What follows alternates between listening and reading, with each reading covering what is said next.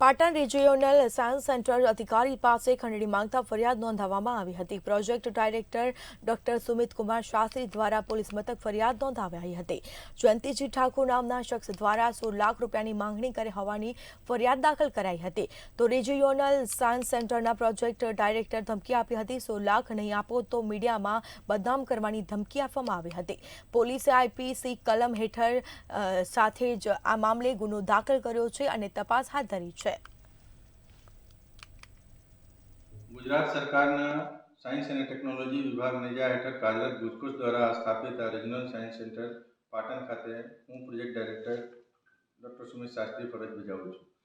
जयंती ठाकोर नामना एक व्यक्ति है जे भैरव चाय नास्तानी दुकान चलावे छे। आ रीजनल साइंस सेंटर बाजू में जो कनेक्टिंग रोड है एना एक कम्प्लेक्स है, कम्प्लेक्स पर चोरमारपुरा खाते आ मानस 15 नवंबर आजूबाजू थी दररोज मने आरटीआई ने नामे ब्लैकमेल करता था। दररोज मैंने 2 થી 3 संदेशों बीजा मानस थी मोकलीने कि साहेब ने कहो कि कई खर्चा पानी आपवू पड़शे नहीं तो आरटीआई करीने हैरान परेशान कर